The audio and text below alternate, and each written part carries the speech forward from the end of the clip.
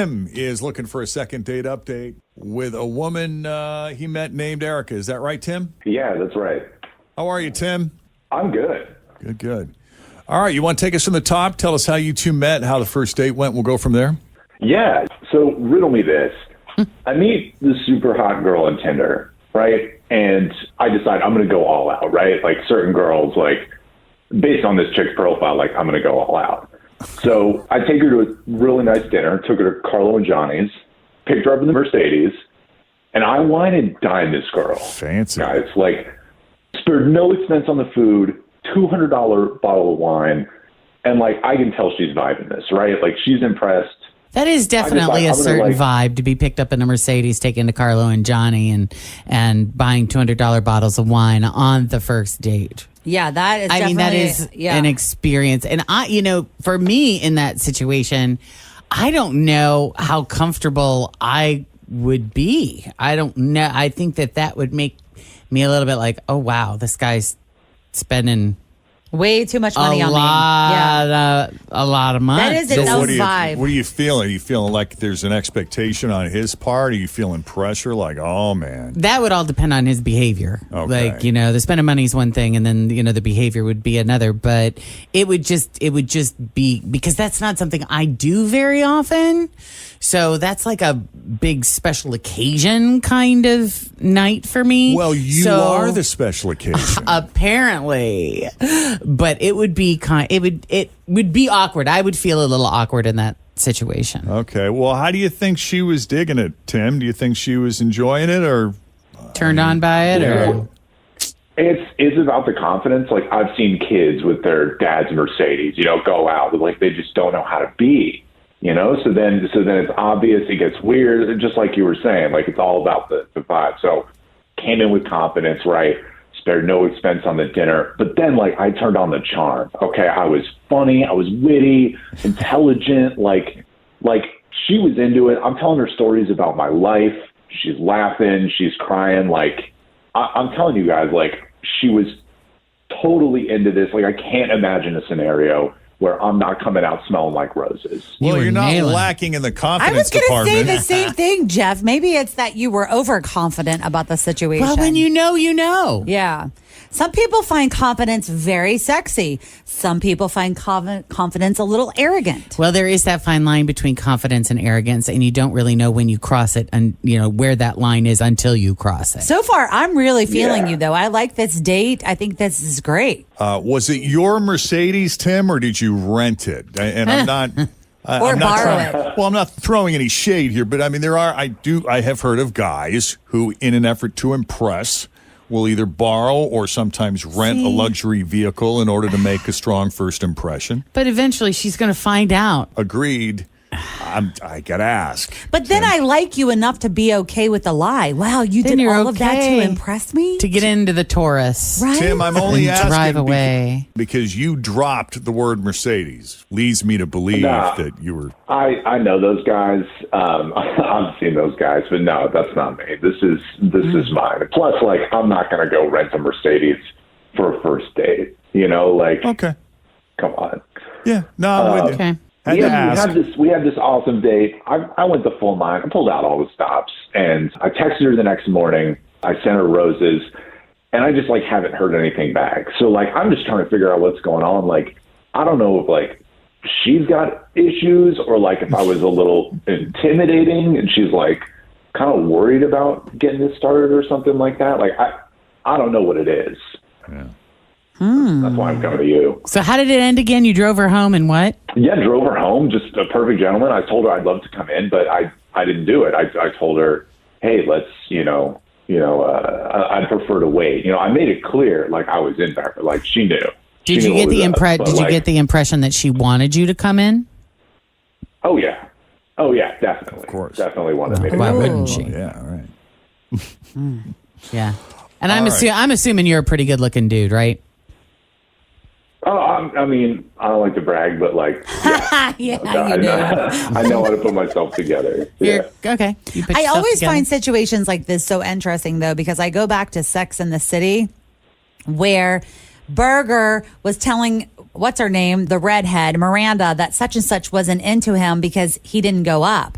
And she's like, what do you mean? He said he had a work meeting. And he's like, listen, if I'm into you, I'm coming up. So maybe she felt like this was a little bit of a diss by you not coming up. She's like, oh, Tim's just not that into me. Yeah. Now, did she verbally say that she wanted you to come into the house, or was this just a vibe you were picking up on without any words needing to be said? Yeah, well, exactly. We did the dance. You know what I mean? Okay. Like, she Well, didn't then that say makes anything sense. explicitly, but like, and even if she was like a little dissed, that's what works.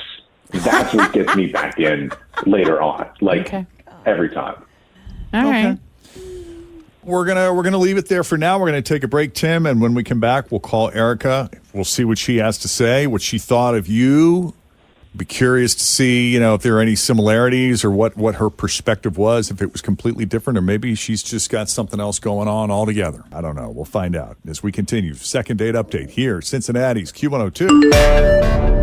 Well, credit to Tim for pulling out all the stops. Mr. Fancy Pants. Picked her up in the Benz, man. Yeah. Took her to Carlo and Johnny. Ordered a $200 bottle of wine. Had her laughing. Had her crying. All the feels. Had her horny, too. Is that what I think he's claiming. Sounds like it. Picking up on the vibe. She wanted him in her house. Based on his account. Yep. But he said no. You're not getting any of this tonight. Teasing her. That's right. You just wait.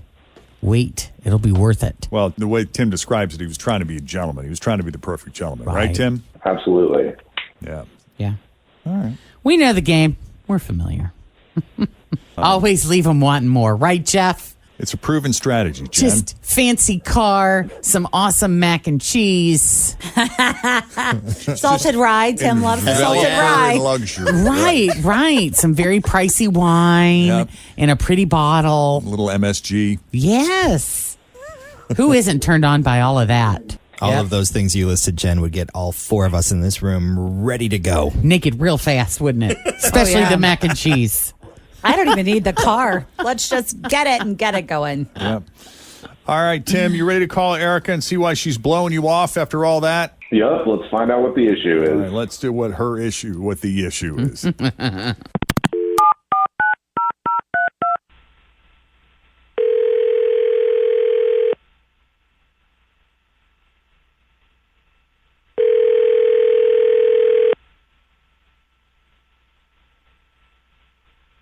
Hello? Hi, is this Erica? Yeah, this is Erica. Who's calling? Erica, it's Jeff, Jen, Fritch, and Tim at Q102. How you doing this morning? Oh my gosh, are you kidding me? Well, now I'm doing really well. This is so awesome. Good to talk to you. You got a few minutes? For you, of course. Well, that was very nice. That is very nice. Have we ever called you before? No, this is like pretty much the biggest thing that happened to me in as long as I can remember. Oh, I'm so glad you feel that way. That's great. Because we wanted to talk to you about your friend Tim. You went to What? Why is that funny?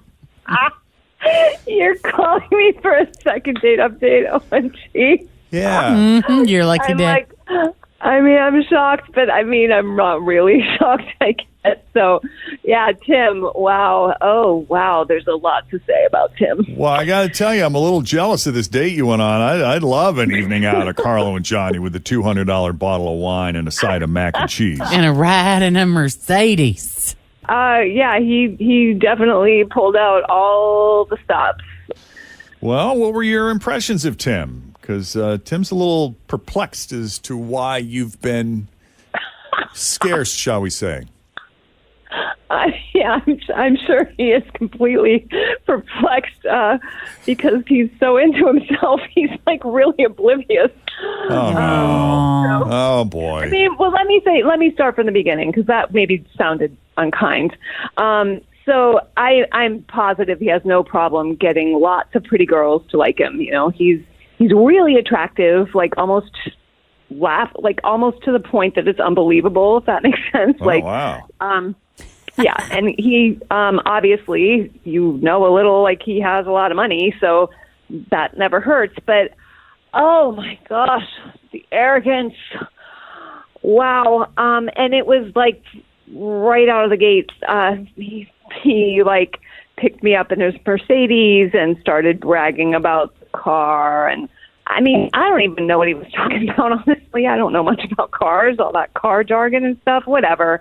He takes me to one of Ruby's restaurants, and I was totally cool with that. I mean, I love their food, but we get there, and he doesn't like the table that they seat us at. So he says, "You must not know who I am." I'm not going to say his name, but I'm so-and-so's son. He said that? Yeah, I'm so-and-so's son.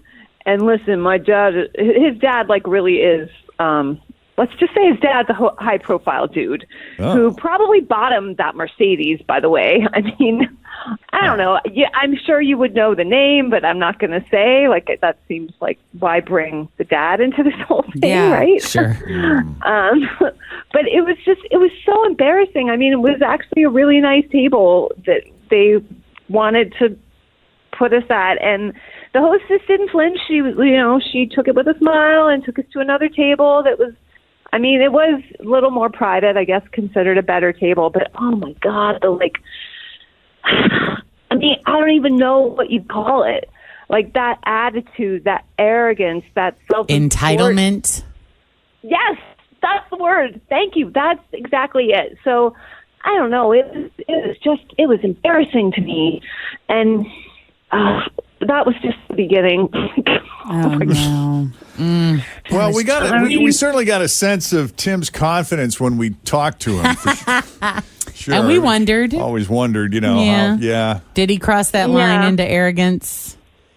Yeah, I mean, it was a lovely meal in terms, I mean, obviously the food was delicious, the wine was incredible, but the conversation was like, he spent the whole time talking about how amazing he is.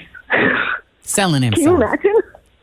Now, he claims that when he took you back to your place, that he totally picked up on the vibe that you wanted him. And you wanted him in your house that night, badly. Well, that made her laugh. I mean, I would say there was some tension between us, but it was more like me feeling like, oh my God, when is this going to be over? When can I have, like, my own headspace again? It's not devoted to glorifying stories about telling about himself. Like, I mean, I don't know. He did say something about he wanted to build up this sexual tension between us. So when we were finally together, it would be the most amazing night of my life, and he could guarantee it. And it was just like, I mean, I there you go, Jen. Leave him wanting more. That's right. Right there. That's right. It's what you got to do. Yep. It was too much. It was like, it was ridiculous. And I mean, I could probably write his biography. I know so much about it. Oh my goodness. So you think a little humility, maybe some subtlety would have benefited him in this case? I mean, why is he even assuming that there's going to be a second date? He basically assumed that I was going to sleep with him, and I don't know. I just thought it was such a turnoff. Besides everything else, like, I don't know. Give him a mirror and a good bottle of wine. I think he'll be happy. Oh, that's not very nice. Aww. Maybe he just doesn't know. Like, I don't know. No. You know, some people suck at picking up on social cues. Yeah. You know, because, from what he was experiencing, you were totally into everything that he was doing and saying and buying. Yeah. Well, Erica, we have Tim on the line, and credit to Tim for allowing you the opportunity to speak without interrupting. Yeah, it was the first time I got to speak since I met him. Like, he wasn't really into me talking too much. Maybe he hung dinner. up. Are you still there? Tim, are you still with us? No, I'm here, just listening to all that. And frankly, I feel bad for you.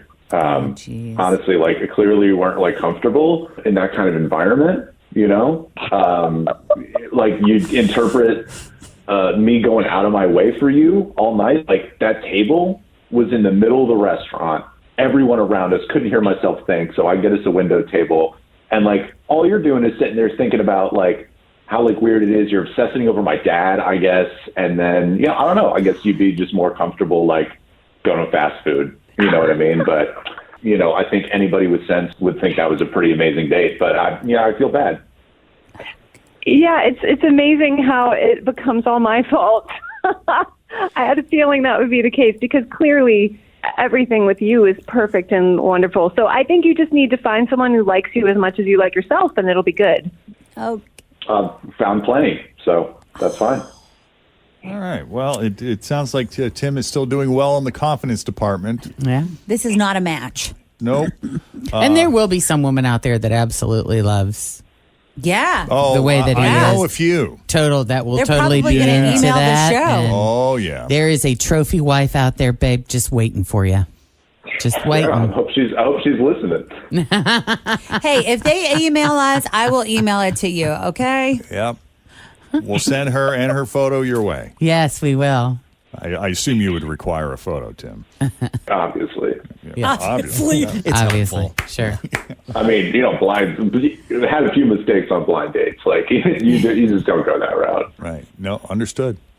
Well, Erica, thank you for taking the call. Well, it was great to talk to you. And, if you hear from any down-to-earth guys who just like to have a great time and are interesting and interested in me, they can find me through you, I hope. Good luck with that. Is this still the most exciting thing that's happened to you in a long time, this phone call? It was way more exciting than the date I went on recently.